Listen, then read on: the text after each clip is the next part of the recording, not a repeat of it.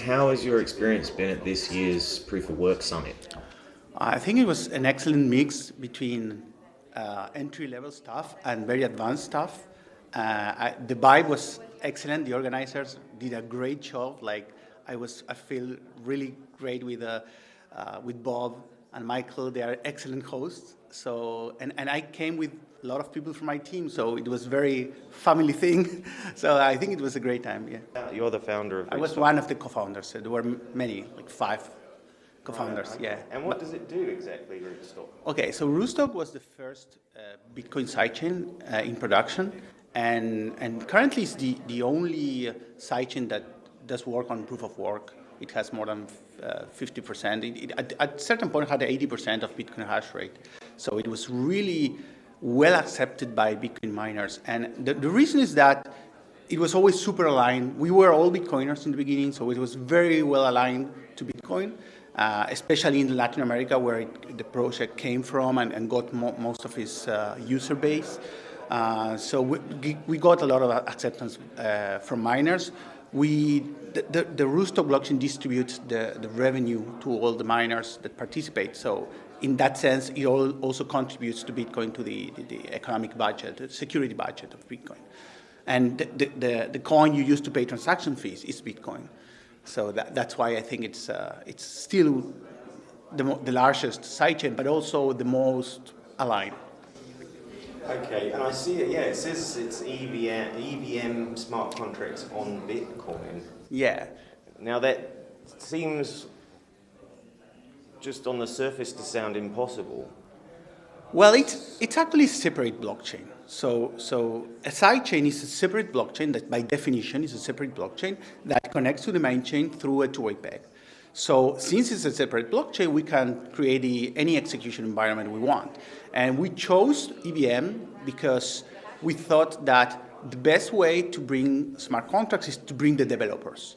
And so it's really not important which VM you choose, as long as you have a huge developer base that has created libraries, that has sorted out most of the vulnerabilities that any VM will have.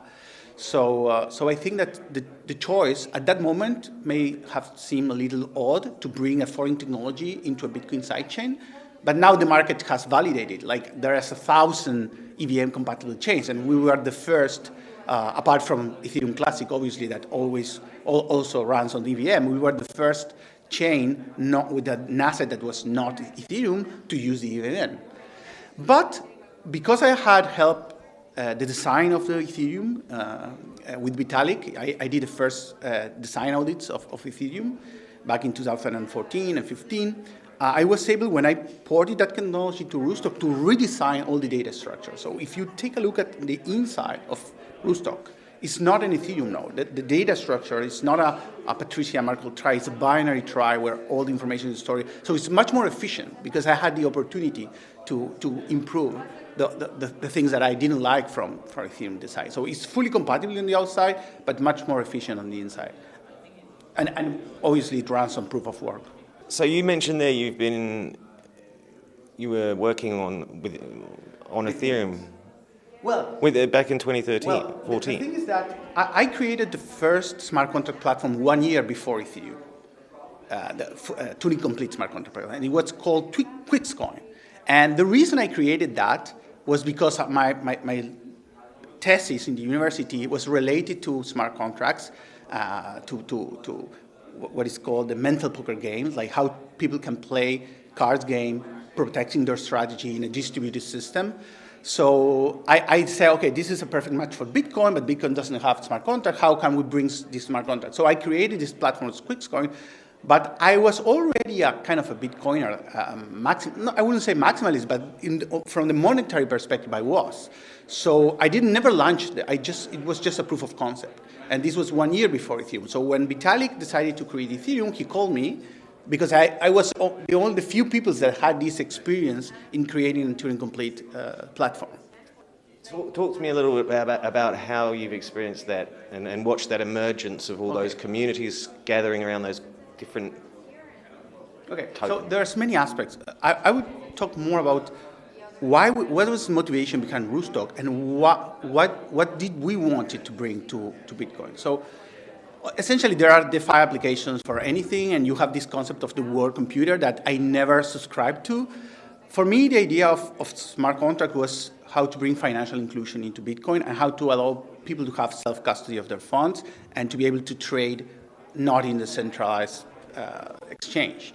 So I really never took deep interest in the DAOs part or maybe the more non-financial use cases. For me, it was just how to improve, how to create an open, permissionless financial system where anyone can participate.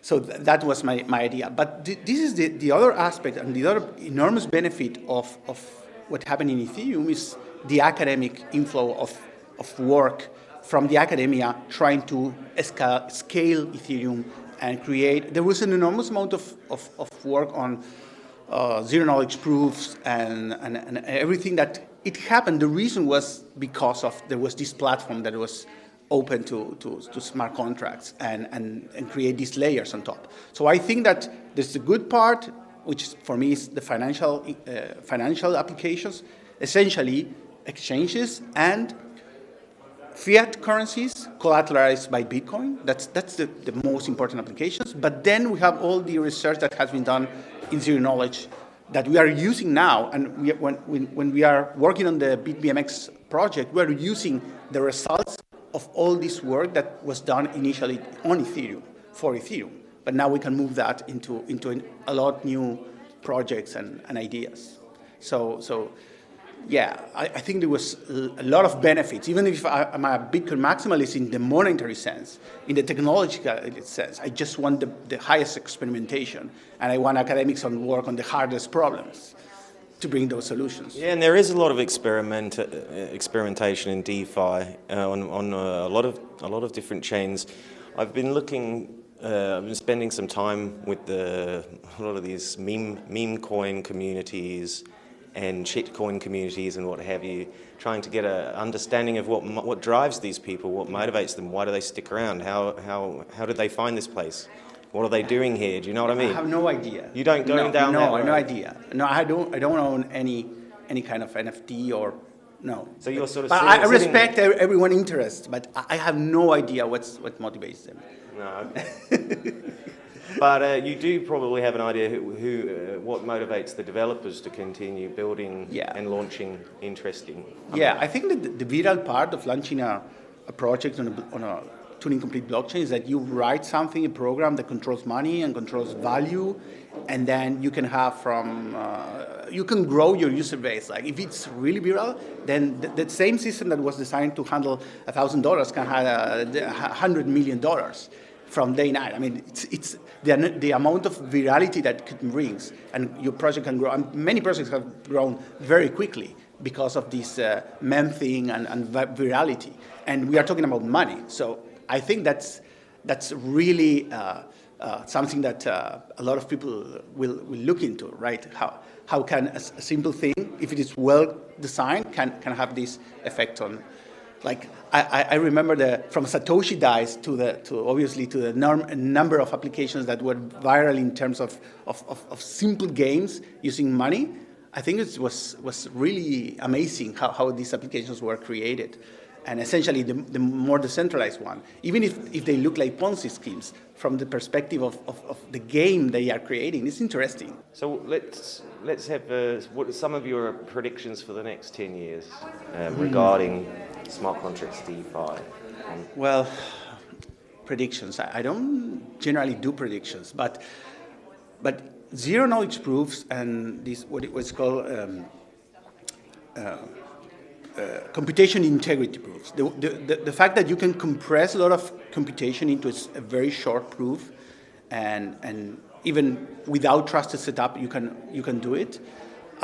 Brings a lot of possibilities, like new business models where the computation happens elsewhere and the data is posted in some other place for data variability, and the consensus comes from another place. So it's now a Lego of pieces that you can compose in so many different ways that brings, I think will bring new projects and new ideas. So I'm super excited of the layering that is happening. And of course, everything is moving into Bitcoin because Bitcoin has shown to be a good store of value. So I think that we will see many of these projects moving into the Bitcoin ecosystem.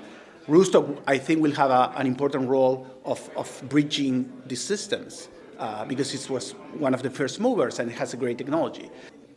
When I look at Ethereum, I'm starting to see the fragmentation of the project because of the different tokens that different layers have.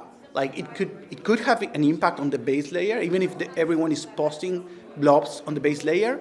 Like the fact that every sidechain will have its own token, that every rollup, will have its own token, could result in some fragmentation of the liquidity. And so I think that could be a problem for Ethereum. Maybe they find a way to solve it, but it could be a problem.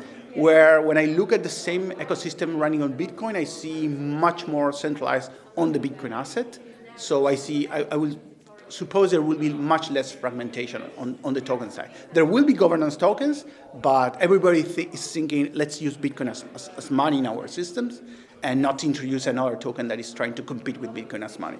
So I think that in the long term, that will consolidate that ecosystem into a much more cohesive one, but I don't know, it's a difficult prediction. Perfect. Thank you so much. Thank you, Tom.